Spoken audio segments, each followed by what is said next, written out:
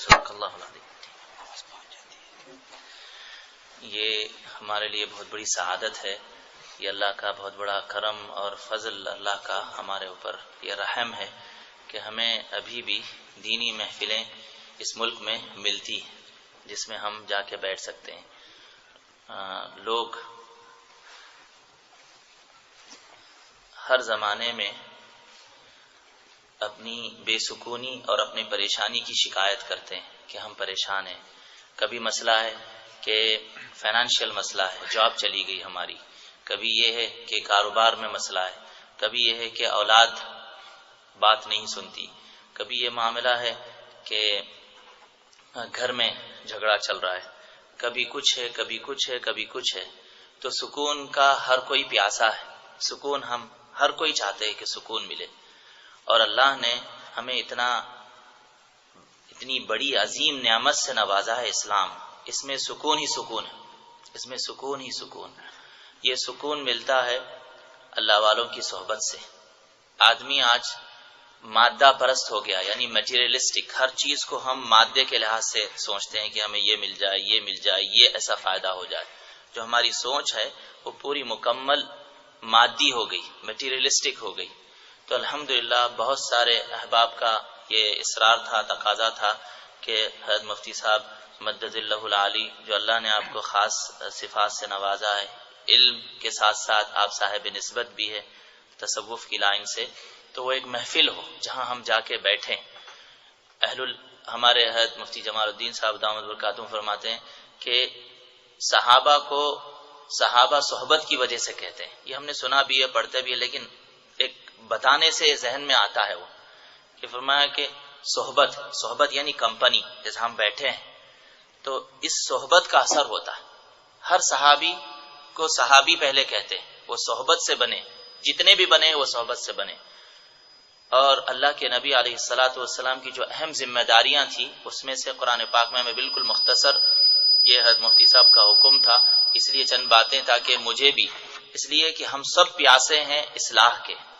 حضرت ابو الحسن علی ندوی رحمۃ اللہ علیہ شیخ العرب والعجم، جن کی جوتیاں عرب بھی سیدھی کرنا فخر سمجھتے تھے، وہ یہ فرماتے ہیں کہ اصلاح اور استفادے سے کوئی مستغنی نہیں۔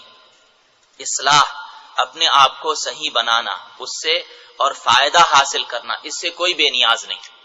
کوئی یہ نہیں کہہ سکتا کہ جی ہم تو گناہوں میں ڈوبے ہوئے ہیں۔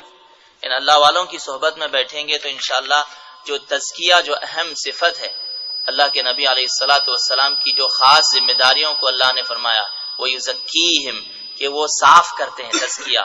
آج ہم نماز پڑھتے ہیں، یہ ان لوگوں کے لیے ہے جو ہم نماز پڑھتے ہیں، تھوڑا سا ہمارے اندر آ گیا جی میں تو نماز پڑھتا، میرا پڑوسی نماز نہیں پڑھتا، وہ تو جہنم میں جائے گا، یہ تصور۔ اس لیے حضرت مفتی صاحب نے یہ فرمایا کہ ہم اپنی طرف سے زیادہ بات نہیں کریں گے، زیادہ تر ہمارے اکابر، ہمارے بڑوں کی جو کتابیں ہیں وہی پڑھ کر سنائیں گے، جہاں ضرورت پڑے گی حضرت مفتی صاحب اس کے تشریح کریں گے یا اس کی تفسیر بیان کریں گے، اس لیے کہ ان حضرات کا اخلاص اور للہیت کا ایک اثر ہے ان کتابوں میں، اور ہمارے بزرگوں کا یہی طریقہ ہے۔ ورنہ حضرت مفتی صاحب کو کوئی موضوع دے دیا جائے تو ہمارے لیے پوری رات بھی کافی نہیں ہوگی۔ اللہ نے ایک سلسلہ دیا ہے، عمر لگ گئی، پڑھتے پڑھاتے ہیں صبح شام، تو وہ اتنا بڑا مسئلہ نہیں ہے، لیکن اہل اللہ کی بات ان کی زبان سے لکھی ہوئی ہم یہ جب سنتے ہیں تو اس کا ایک اثر ہوتا ہے، اس کا ایک خاص، اس کی ایک کیفیت ہوتی ہے۔ تو بہرحال یہ مقصد میں ترغیب کے طور پر یہ کہہ رہا ہوں کہ اپنے دوست و احباب کو درخواست ان کو بتائیں۔ کوئی بھی نیو یارک میں آئے تو کہے کہ یار مجھے پریشان ہوں، میں دل نہیں لگتا، بے چینی ہے، کوئی اللہ والوں کی محفل ہے تو بتاؤ، میں وہاں جا کے تھوڑا سا وقت گزاروں۔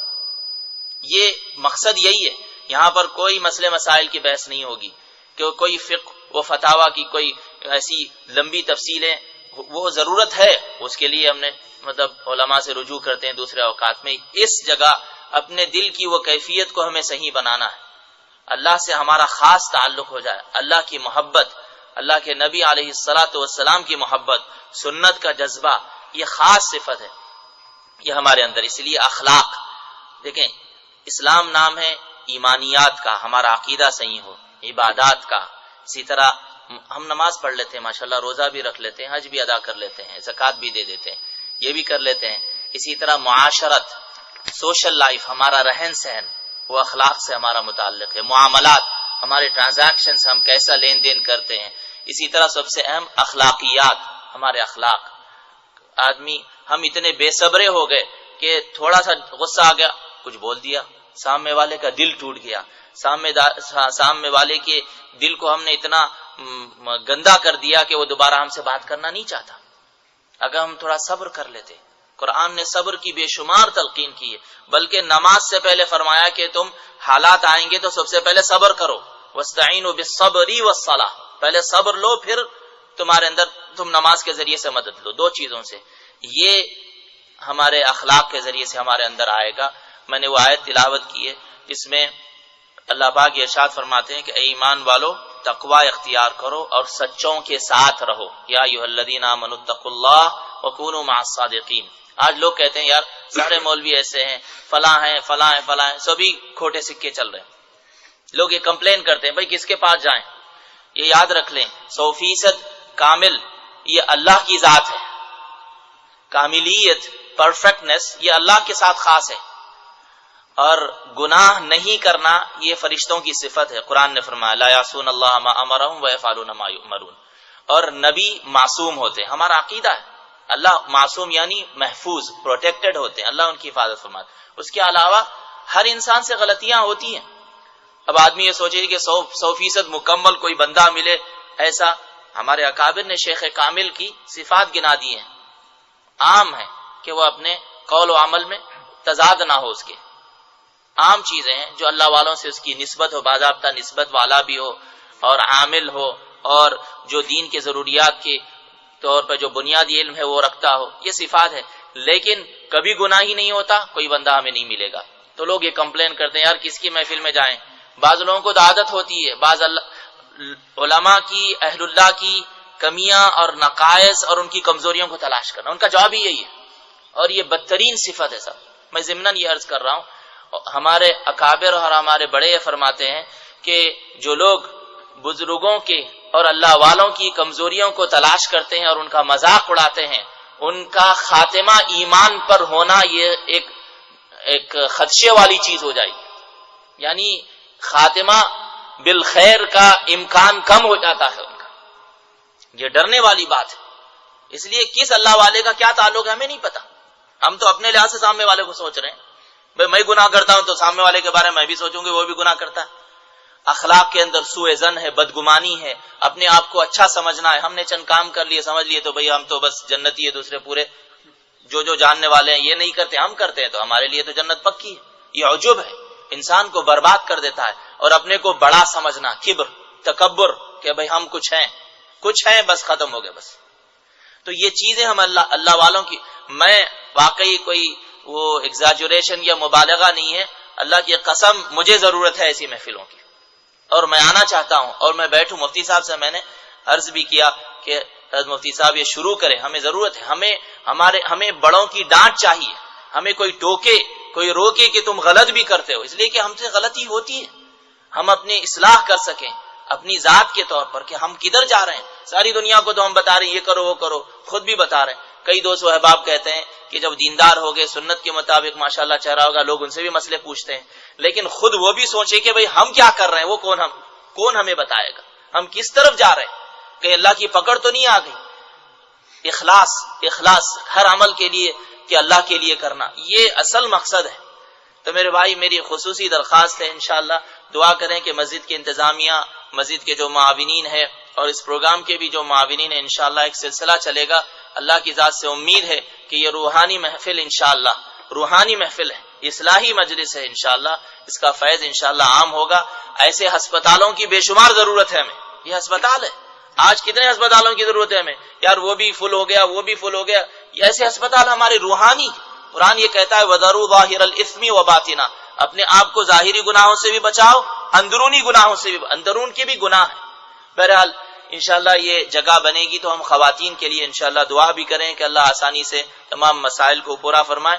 تو خواتین کے ساتھ انشاءاللہ آپ حضرات تشریف لائیں. اور آئندہ جمعہ سے ہمارا ارادہ ہے انشاءاللہ کہ حضرت مفتی صاحب کی یہ مجلس کو جو لوگ دور کے ہیں، کئی اسٹیٹ کے افراد بھی ہیں، وہ بھی چاہتے ہیں کہ ایسی مجلسیں ہم بھی سنیں، تو ہم انٹرنیٹ کے ذریعے سے انشاءاللہ وہ سلسلہ کریں گے، تاکہ وہ کوئی ڈائریکٹ سننا ہو. کبھی ڈائریکٹ کے ذریعے سے آدمی فکر سے سن لیتا ہے، ریکارڈڈ تو انشاءاللہ ہے ہماری ویب سائٹ پہ darulquran.org ویب سائٹ پہ، وہ حضرت مفتی صاحب کی ساری مجلسیں اور محفلوں کے وہ ریکارڈڈ وہاں پر مل جائیں گے آپ کو. لیکن اس کے ساتھ ساتھ ہم یہ، جیسا کہ ہم خود آ گئے، ابھی خواتین ہماری نہیں آ رہی، ہم کہیں گے بچوں کو لے کے وہ سن لو، انشاءاللہ اس کا بھی فائدہ بنے گا. میں اصل جو بات عرض کر رہا تھا کہ لوگ یہ کہتے ہیں جی ہر جگہ کھوٹا سکہ ہے، کوئی مولوی صحیح ملتا ہی نہیں ہمیں.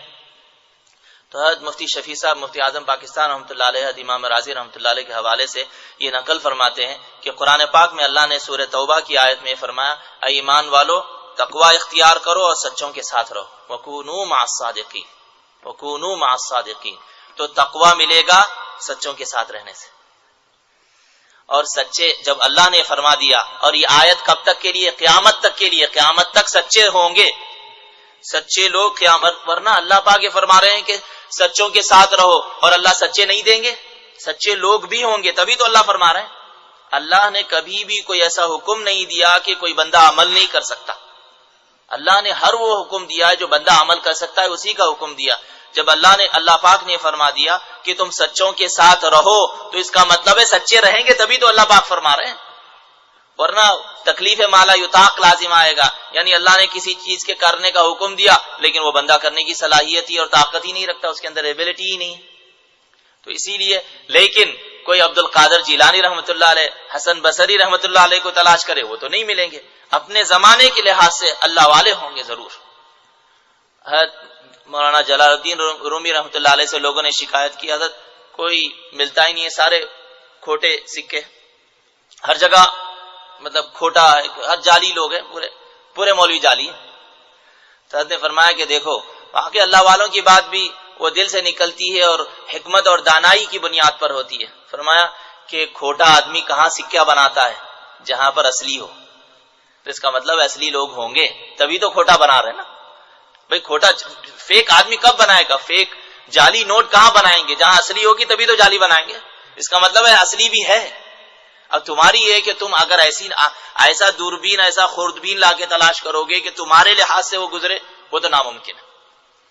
تو بہرحال آپ حضرات سے یہ درخواست ہے کہ انشاءاللہ جو چیز ہم یہاں سنیں، یہ اخلاقی اور دینی اور روحانی مجلس کو ہم انشاءاللہ اس کے فیض کو اپنے لیے بھی باعث غنیمت سمجھے، اور حضرت مفتی صاحب کو اللہ پاک عمر میں اور آپ کے صحت میں اللہ پاک تندرستی عطا فرمائے، علم میں اور عمر میں اللہ پاک اضافہ فرمائے. اہل اللہ کی اور بڑوں کی صحبت، ایسا نہ ہو کہ بزرگ ہمارے مطلب ملکوں سے چلے جائیں اور ان کی صحابہ اہل اللہ کی صحبت تلاش کرتے تھے.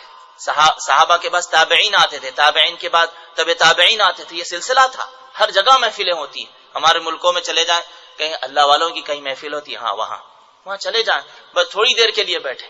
آج ہم جاتے ہیں کسی سے گفتگو کریں گے، کسی کی غیبت کریں گے. ایسی محفلیں نہیں چاہیے ہمیں. ایک محفل ایسی ہماری ہو جائے جس کے ذریعے سے ہم اپنی دلوں کی اصلاح کر سکیں. کوئی دین کی بات، کوئی دنیا سے الگ آخرت کی فکر کی بات، اپنی زندگی کو بنانے والی بات وہ آ جائے. ورنہ بے شمار ہمارے لیے محفلیں ہیں. اللہ پاک ہمیں اس کی قدر کرنے کی توفیق عطا فرمائے. وآخر دعوانا الحمدللہ رب العالمین. الحمد للہ رب العالمین والصلاة والسلام علی اشرف الانبیاء والمرسلین، اما بعد.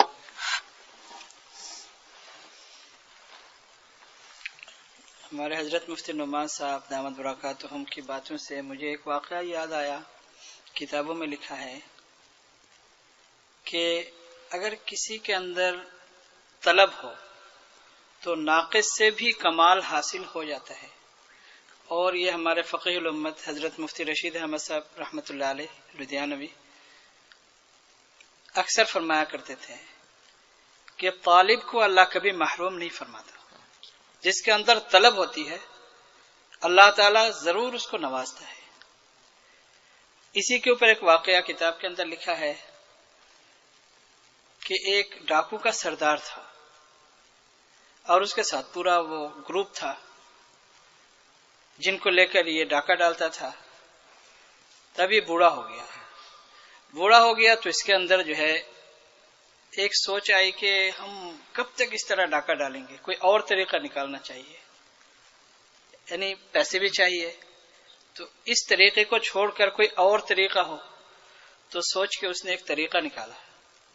اس نے دیکھا جو مشائخ ہوتے ہیں، بزرگ ہوتے ہیں، اللہ والے ہوتے ہیں، تو ان کی خدمت میں لوگ آتے ہیں اور ہدایہ وغیرہ تحفے پیش کرتے ہیں، تو میں بھی کوئی اس طرح کا راستہ نکالوں۔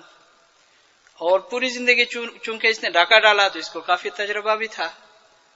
اس نے کہا کہ اگر بننا ہے تو بالکل ایسا بننا ہے کہ بالکل دکھانا ہے کہ میں بالکل حقیقی شیخ ہوں۔ تو اس نے جو ہے اپنے ساتھیوں سے مشورہ کیا کہ دیکھو میں نے اس طرح سوچا ہے۔ تو جو ڈاکو تھے انہوں نے کہا کہ پوری زندگی تمہارے ساتھ لگا دی، جو تم کرو گے ہم کریں گے، کوئی بات نہیں۔ تو اب اس نے کہا کہ دیکھو اس کے لیے بڑا مجاہدہ کرنا پڑے گا۔ بہرحال یہ تو بیچارہ جاہل تھا، اپنے حساب سے اس نے کہا، اور اس کو تو پیسے چاہیے تھا، پیسے کے لیے مجاہدہ کروانا تھا۔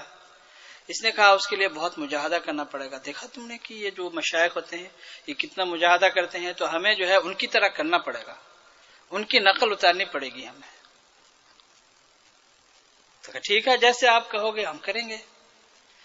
اس نے کہا کہ اس علاقے کو چھوڑ کر ایسے علاقے میں جانا ہے کہ جہاں ہمیں لوگ نہیں جانتے، ایسے علاقے میں جانا ہے، اور جا کے بالکل ہم ایسے جنگل میں چلے جائیں گے اور عبادت شروع کریں گے، اور تم لوگ جو ہے میرے آس پاس میں تم بھی عبادت میں مشغول رہنا۔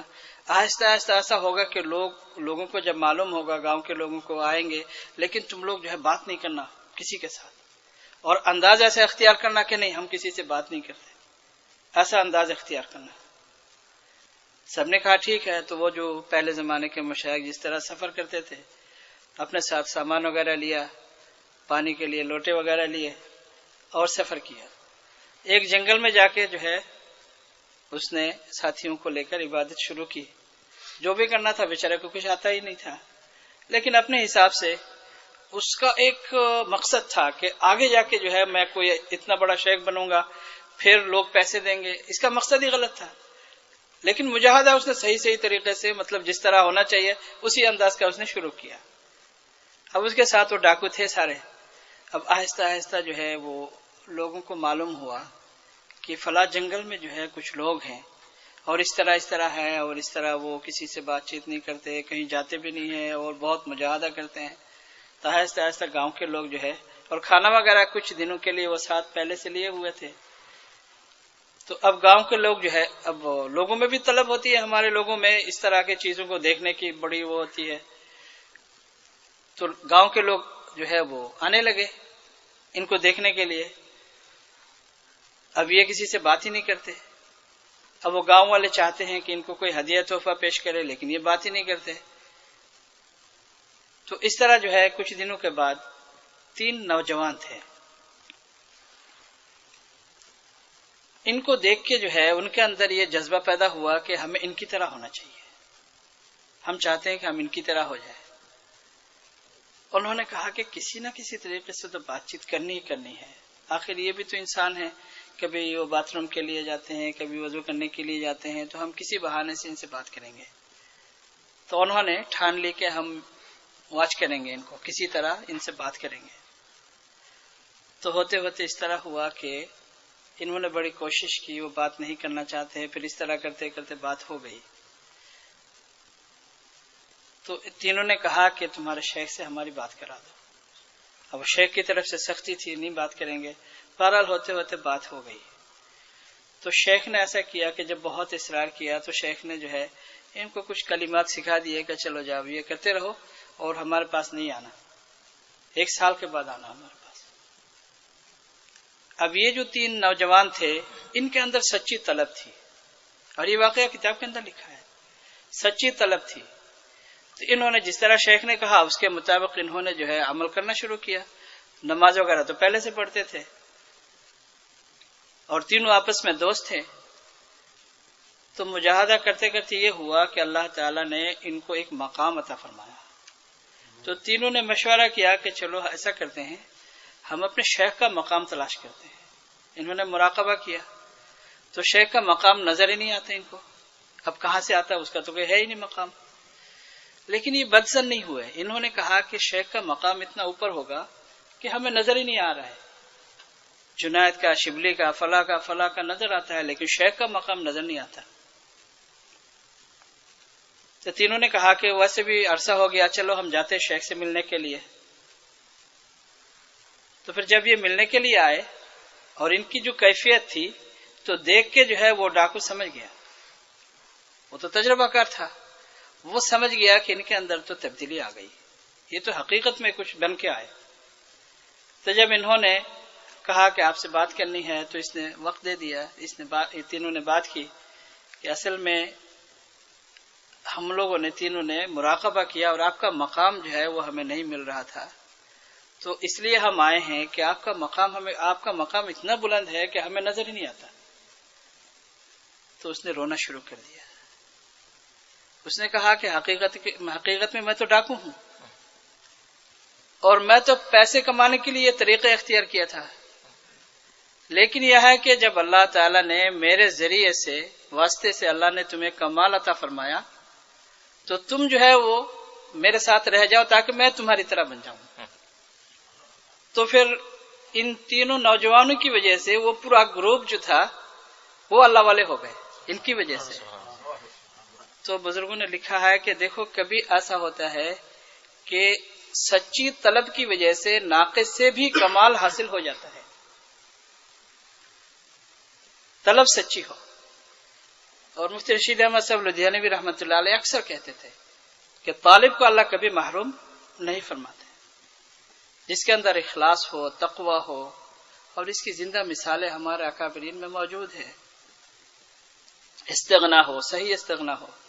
حضرت نانوتوی رحمۃ اللہ علیہ کے بارے میں لکھا ہے کہ وہی حضرت خانقاہ میں ہوتے تھے، مسجد چھتہ میں جو حضرت کی خانقاہ، چھوٹا سا کمرہ، ہم لوگوں نے بھی دیکھا ہے، لیکن پہلے تو شاید ایسا بھی نہیں تھا۔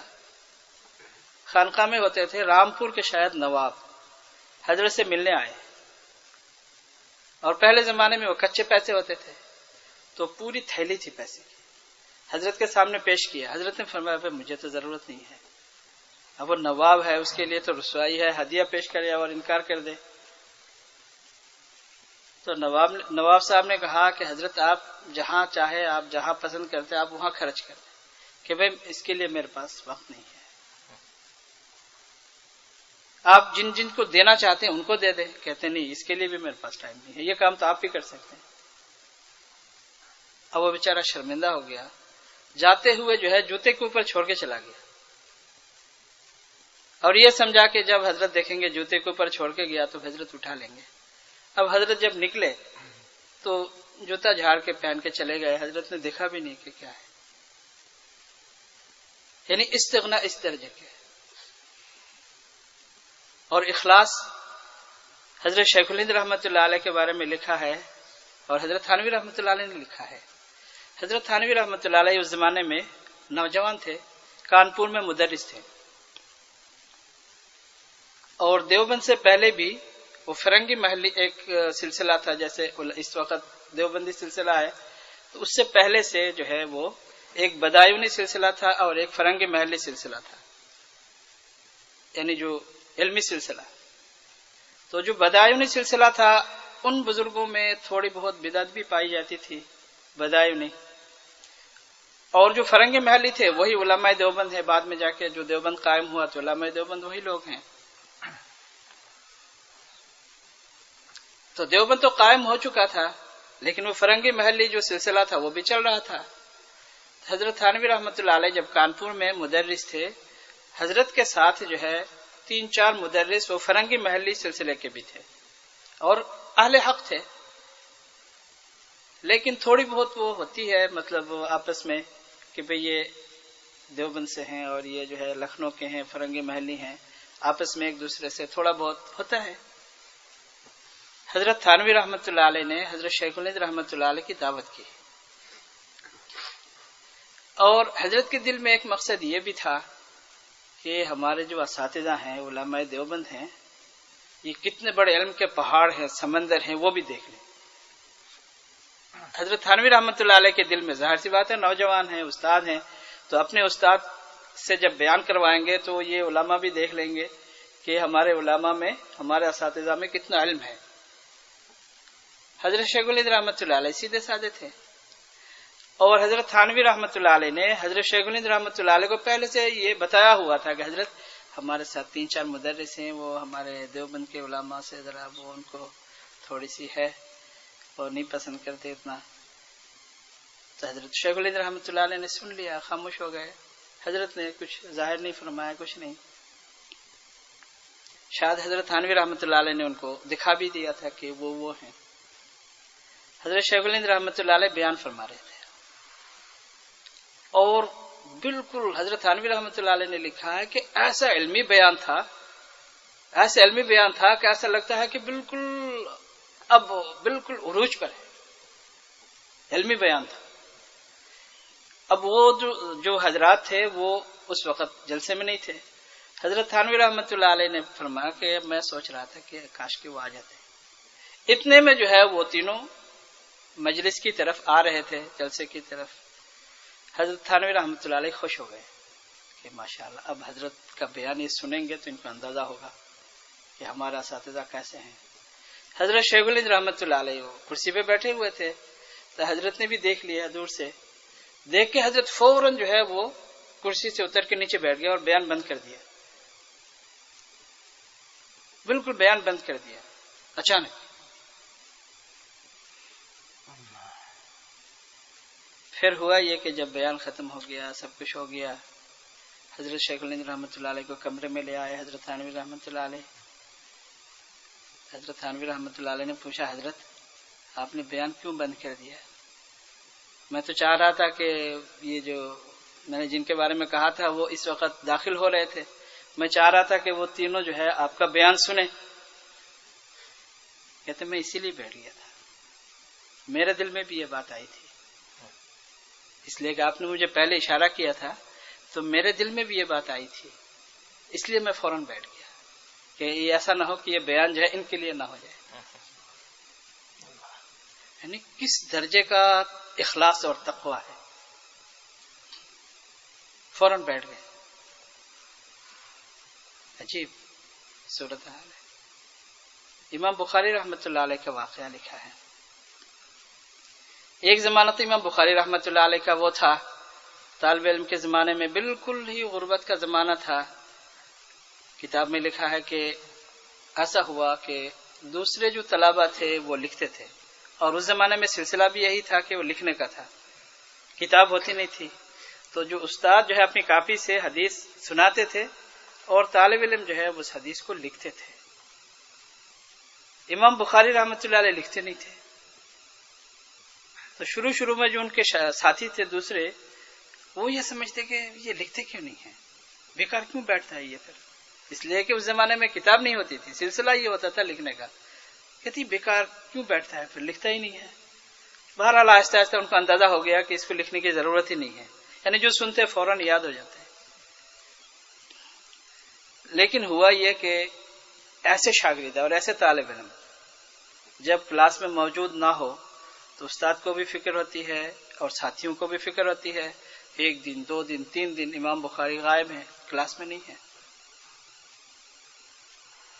تو ساتھیوں نے تلاش کرنا شروع کیا کہ وہ کہاں رہتے ہیں. تو معلوم ہوا، دروازے پہ جا کے آواز دی تو جواب نہیں دیتے. تو پھر ساتھیوں نے قسم دی کہ اگر تم زندہ ہو، کمرے کے اندر ہو تو جواب دو. پھر انہوں نے جواب دیا کہ دیکھو میرے پاس جو کرتا تھا اس کو پائبند لگاتے لگاتے جو ہے اب یہ صورتحال ہے کہ اب اس کی بھی جگہ نہیں ہے. تو اب میں جو ہے میرے پاس سطر چھپانے کے لیے کپڑا نہیں ہے کہ میں کلاس میں حاضر ہوں، اس لیے میں کمرے کے اندر ہوں. پھر ساتھیوں نے انتظام کیا، پھر حاضری شروع ہوئی. ایک زمانہ تو وہ تھا. ایک زمانہ ایسا تھا کہ امام بخاری رحمۃ اللہ علیہ جب محدث اور ہزاروں شاگرد ان کے، تو اس زمانے میں اللہ نے فراوانی دی. لیکن اس فراوانی کے زمانے میں بھی اب دیکھیں اللہ نے فراوانی دی، اب پیسوں کی کوئی کمی نہیں، لیکن زہد اس درجے کا کہ امام بخاری رحمۃ اللہ علیہ جو ہے زمانے تک صرف خشک روٹی کھاتے تھے، پانی اور خشک روٹی. حالانکہ اب ان کے پاس پیسے بھی ہیں، فراوانی ہے، کاروبار بھی تھا ان کا. صرف خشک روٹی کھاتے تھے اور پانی. امام بخاری سخت بیمار ہو گئے. تو ایک شاگرد جو ہے وہ حکیم کے پاس گئے, جا کے کہا کہ ہمارے استاد ہیں اور اس طرح کی بیماری ہے, اس کے لیے آپ دوائی دے دیں. اس زمانے میں جو ہے وہ حکمت کا ہی سلسلہ تھا, یہ ایلوپیتھک وغیرہ کا تو تھا نہیں. تو حکیم صاحب نے کہا کہ جو تم نے بیماری بتائی اس کے لیے مجھے جو ہے ان کا پیشاب اور پخانہ مجھے چاہیے, وہ مجھے چیک کرنا پڑے گا. ہوگا اس زمانے میں ان کا سلسلہ ہوگا چیک کرنے کا, ٹیسٹ کرنے کا. تو یہ شاگرد جو ہے امام بخاری رحمۃ اللہ علیہ کا پیشاب اور پخانہ لے کے گئے. وہ حکیم نے اس کو ٹیسٹ کیا. حکیم نے کہا کہ یہ تو اس زمانے کے کسی کا نہیں لگتا, یہ تو پرانے زمانے میں جو یہودیوں میں جو بڑے راہب ہوتے تھے, سالہ سال جو ہے جنگل میں یا پہاڑ میں عبادت کرتے تھے اور بھوکے رہتے تھے, یہ لگتا ہے ان میں سے کوئی ہے. یہ کون ہے بتاؤ, تمہارا استاد کون ہے؟ تو کہا کہ یہ ہمارے استاد جو ہے محمد ابن اسماعیل بخاری ہیں. تو کہتے ہیں کہ ان سے پوچھو کہ یہ کھانے میں کیا کھاتے ہیں. تو وہ شاگرد آئے, انہوں نے پوچھا کہ حضرت وہ حکیم صاحب نے کہا کہ یہ صورتحال ہے, اب کھانے میں کیا چیز کھاتے ہیں, وہ انہوں نے پوچھا ہے. تب امام بخاری کو مجبوری تھی, انہوں نے بتا دیا کہ دیکھو بھائی میں تو اتنے زمانے سے صرف خشک روٹی کھاتا ہوں, اس لیے کہ صرف بھوک کو مٹانا ہے, لذت کے لیے تو کھانا نہیں ہے, بھوک مٹانے کے لیے ہے. تو خشک روٹی سے بھی جو ہے بھوک ختم ہو جاتی ہے, اس لیے میں زمانے سے جو ہے صرف خشک روٹی کھاتا ہوں. تو شاگرد نے جا کے حکیم کو بتایا کہ استاد نے یہ کہا ہے. حکیم صاحب نے کہا کہ تمہارے استاد سے کہو کہ وہ روٹی کے ساتھ سالن استعمال کرے تو یہ بیماری ختم ہو جائے گی, اور یہ کوئی بیماری ہے ہی نہیں. اب وہ شاگرد نے آ کے کہا کہ حضرت حکیم صاحب نے کہا کہ آپ روٹی کے ساتھ سالن استعمال کریں. اب امام بخاری رحمۃ اللہ علیہ چاہتے نہیں تھے دل سے. اب حکیم نے کہا ہے بیماری بھی ہے. اب حضرت نے جو ہے سالن استعمال کرنا شروع کیا. وہ سالن کیا ہے, اس زمانے میں جو بھی وہ جو گڑ ہوتا تھا, ہاتھ سے جو بناتے تھے, ہینڈ میڈ جو شوگر ہے گڑ, وہ گڑ کو بھگو کے اس کے اندر جو ہے روٹی بھگو کے کھاتے تھے. اس کو وہ کر کے پانی میں ملا کے روٹی بھگو کے کھاتے تھے. یا کبھی زیتون کا تیل استعمال کرتے تھے, پھر بھی سالن استعمال نہیں کرتے. یہ زہد کا حال ہے ان کا. اور اس زمانے میں وہ فیمس بہت مشہور محدث ہیں, اور اخلاص اور تقوی اس کا حال سے نہیں. امام بخاری رحمۃ اللہ علیہ کا کاروبار تھا, پرانے مکان کو, اس ملک میں تو بہت ہے اس کا رواج, پرانے مکان کو خریدتے تھے, اس کو ٹھیک کروا کے پھر اس کو بیچتے تھے. خود نہیں کرتے تھے, حضرت کے وہ تھے کام کرنے والے لوگ تھے. حضرت تو حدیث کے درس میں مصروف ہوتے تھے. تو ایک گھر اس طرح ٹھیک ہو گیا, تو وہ جو حضرت کا مینیجر تھا اس نے آ کے کہا کہ یہ صورتحال ہے, اور ایک پارٹی لے کے وہ آئے مینیجر. اب وہ جو مینیجر وہی وہ بتاتے تھے کہ اس کی قیمت جو ہے اتنے میں ہم نے خریدا تھا, اور یہ ہے اتنے میں بیچنا چاہیے. اب وہ جو پارٹی آئی تو انہوں نے پوچھا کتنے میں بیچیں گے. حضرت نے کہہ دیا کہ اتنے میں بیچیں گے. انہوں نے جو ہے اس سے کم بتایا کہ ہم اتنے میں لے سکتے ہیں. حضرت نے ان سے ٹائم لیا, وقت لیا کہ آپ ہمیں اتنے دن ٹائم دے دیں, پھر ہم جواب دیں گے. جب یہ پارٹی چلی گئی, پھر دوسری پارٹی آئی. انہوں نے پوچھا کہ آپ کتنے میں بیچیں گے, تو پہلے جتنا مانگا تھا اتنا ہی مانگا, اور اس کے اوپر وہ راضی ہو گئے کہ ٹھیک ہم اتنے میں ہی لینے کے لیے تیار ہیں. امام بخاری رحمۃ اللہ علیہ نے کہا کہ نہیں, آپ ہمیں ٹائم دے دیں, ابھی ہم جواب نہیں دے سکتے. ان سے بھی ٹائم لے لیا. تو جو مینیجر تھے انہوں نے کہا کہ حضرت یہ تو جتنا ہم نے مانگا ہے اتنا ہی دینا چاہتے ہیں, آپ بیچ دیں, اس میں ہمارا کوئی نقصان نہیں. کہتے نہیں, بات یہ نہیں ہے. بات یہ ہے کہ جب وہ پہلی پارٹی آئی تھی اور انہوں نے جو ہے اتنے پیسے کم بتائے تھے, لیکن اس کے باوجود میرے دل میں یہ بات آئی تھی کہ ان کو ہی دوں گا. دل میں بات آئی تھی.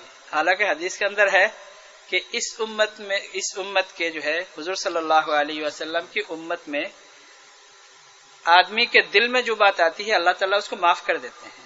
اب دل کے اندر ہم کتنی چیزیں سوچتے ہیں, اگر اس کی پکڑ شروع ہو جائے تو پھر تو دنیا میں کوئی آدمی ایسا نہیں ہوگا کہ جو بچ سکے.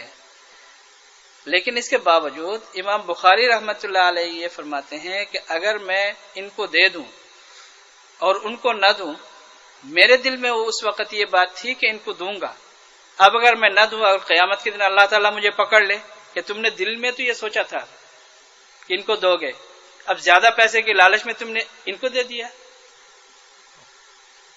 یعنی اس درجے کا اخلاص.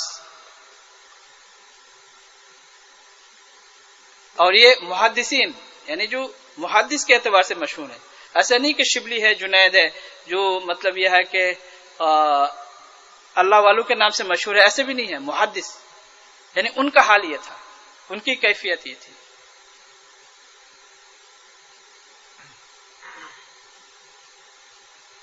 یہ صحبت سے ہوتی ہے یہ بات. اور صحبت کا اثر تو اتنا ہے، ایک بزرگ نے لکھا ہے اور عجیب بات ہے کہ صحبت کا اثر اتنا زیادہ ہوتا ہے کہ چھوٹا بچہ جب ہوتا ہے، دودھ پینے والا بچہ، اب وہ چھوٹے بچے کے اثر کی وجہ سے باپ جو ہے وہ صاف بولنے والا، اب وہ یہ نہیں کہتا دودھ پینا ہے، وہ بھی کہتے دودھ پینا ہے بچے کی وجہ سے. یعنی صحبت کا اتنا اثر ہے. حالانکہ باپ جو ہے وہ دودھ نہیں کہتا، وہ دودھ ہی کہتا ہے، لیکن وہ بچے کا اثر اس طرح ہے کہ وہ بچے کی وجہ سے جو ہے اس کی زبان بدل گئی، باپ کی زبان بدل گئی، ماں کی زبان بدل گئی.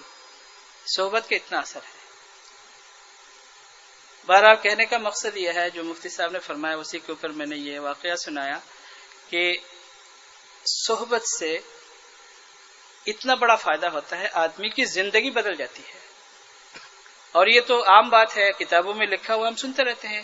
امام شافعی رحمۃ اللہ علیہ سے پوچھا کہ حضرت معاویہ رضی اللہ تعالیٰ عنہ کے زمانے میں پورے ملک میں خلفشار، اسلامی ملک میں خلفشار ہے، لڑائی ہے، جھگڑے ہیں، اور ان کے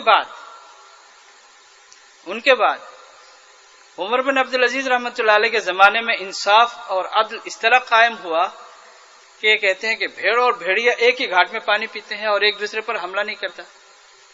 اتنا انصاف. تو امام شافعی رحمۃ اللہ علیہ سے پوچھا، اور امام ابن تیمیہ رحمۃ اللہ علیہ نے لکھا ہے امام شافعی رحمۃ اللہ علیہ کے بارے میں کہ ان سے یہ پوچھا کسی نے، دونوں کو آپ کس طرح دیکھتے ہیں؟ تو امام شافعی رحمۃ اللہ علیہ سمجھ گئے کہ یہ کیا کہنا چاہتا ہے، کہ دونوں میں آپ کس کو اچھا سمجھتے ہیں. امام شافعی رحمۃ اللہ علیہ نے جواب دیا کہ حضرت معاویہ رضی اللہ تعالیٰ عنہ جس گھوڑے پر سوار ہوتے تھے، جب وہ گھوڑا چلتا تھا اور جب اس کی ٹاپ جو ہے وہ گرد و غبار ٹاپ میں لگتا تھا، وہ گرد و غبار بھی اگر پوری دنیا میں عمر بن عبدالعزیز بھر جائے پوری دنیا میں، تو سب سے جو ہے وہ جو گرد و غبار ہے وہ بھی بہتر ہے. یعنی حضرت معاویہ رضی اللہ تعالیٰ عنہ جس گھوڑے پر سوار ہوتے تھے، چلتے تھے، اس کی ٹاپ میں جو گرد و غبار لگتا تھا، وہ گرد و غبار جو ہے عمر بن عبدالعزیز ایک نہیں پوری دنیا میں بھر جائے اس سے بھی بہتر ہے. کیوں؟ صحبت کا اثر ہے. اور صحبت کتنی دیر؟ حافظ سیوطی رحمۃ اللہ علیہ نے بھی لکھا ہے، ابن حجر عسقلانی رحمۃ اللہ علیہ نے بھی لکھا ہے کہ پلک جھپکنے کے برابر، یہ پلک جھپکنے کے برابر ایک آن کے لیے اگر کسی نے اللہ کے رسول کو دیکھ لیا ایمان کی حالت میں اللہ کے رسول کو دیکھ لیا اور انتقال بھی ایمان کی حالت میں ہوا تو وہ صحابی ہے. صحبت کا یہ مقام ہے، صحبت کا یہ مقام ہے. یعنی اتنی دیر کے لیے اللہ کے رسول کو دیکھنا، آنکھ کو کھولنا اور بند کرنے میں جتنا ٹائم لگتا ہے اتنی دیر کے لیے دیکھ رہے تو وہ صحابی ہے. اس لیے اس طرح تلاش ضرور کرنا ہے کہ صحیح مل جائے. لیکن یہ ہے کہ اگر ہم ہر ایک کی برائی اگر تلاش کریں گے، عیب تلاش کریں گے، تو کوئی انسان ایسا نہیں ہے جس کے اندر عیب نہ ہو، ایسا کوئی انسان نہیں ہے جس کے اندر خطا نہ ہو. لیکن دیکھنا یہ ہے کہ اگر کوئی سنت کے مطابق عمل کرتا ہو، سنت کے مطابق عمل کرنے والا ہو، اور علم اور عمل میں مطابقت ہو، علم اور عمل میں مطابقت ہو. جب وہ بات کرتا ہے تو بات تو کرتا ہے بالکل اوپر کی، جب عمل کرنے جاتا ہے تو پھر بالکل گھٹیا. ایسا نہ ہو. علم و عمل میں مطابقت ہو اور سنت کے مطابق عمل کرنے والا ہو. بس پھر ایسے شیخ کے ساتھ، ایسے بزرگ کے ساتھ اٹھنا بیٹھنا اس کے لیے مفید ہے. اپنے اندر اگر اخلاص ہو، صرف عیب تلاش کرنا، ایسا تو کہیں بھی نہیں ملے گا. کوئی نہ کوئی عیب والا ملے گا، مطلب کوئی نہ کوئی عیب ہے اس کے اندر. ایسا کلین تو کوئی بھی نہیں ملے گا. جیسے مفتی صاحب نے اللہ کی ذات، بلکہ اللہ کی ذات جو ہر عیب سے پاک ہے. مشرکین نے اللہ کو بھی نہیں چھوڑا، کہا کہ یہ فرشتے جو ہے یہ اللہ کی بیٹیاں ہیں. حضرت عیسیٰ علیہ السلام اللہ کا بیٹا ہے، اللہ کے ساتھ بھی عیب لگا دیا. تو عیب یعنی تہمت سے تو اللہ بھی نہیں بچا. اور رسول کے بارے میں مشرکی نہیں کہتے تھے مالی حاضر رسول، یہ کیسا رسول ہو گیا، یمشی فی الاسواق، بازار میں بھی جاتے ہیں. اور پچھلے ہفتے ہم لوگوں نے پڑھا کہ حضور صلی اللہ علیہ وسلم بازار میں خود جاتے تھے، سامان خریدتے تھے اور کپڑے کے اندر باندھ کے پھر اٹھا کے لے آتے تھے خود. دارالعلوم دیوبند میں ہمارے ایک استاد تھے حضرت مولانا عزیز احمد صاحب رحمت اللہ علیہ. بالکل بوڑھے تھے لیکن وہ خود جاتے تھے بازار، خود خریدتے تھے، خود اٹھا کے لاتے تھے. طلبہ کے بھی وہ کوشش کرتے تھے کہ ہم مدد کر دیں، اس لیے کہ بہت بوڑھے تھے، نہیں دیتے تھے. نہیں بھائی اپنے پیسے سے میں نے خریدا، آپ کیوں لینا چاہتے ہیں مجھ سے؟ یعنی اس انداز میں جو ہے اس کو روک دیتے تھے. نہیں بھائی اپنے پیسے سے میں نے خریدا، آپ کیوں لینا چاہتے ہیں مجھ سے؟ آخری عمر تک خود کرتے تھے. بہرحال ہمیں جو ہے ان بزرگوں کا، اللہ والوں کا ذرہ نصیب فرماتا ہے. وآخر دعوانا الحمدللہ رب العالمین.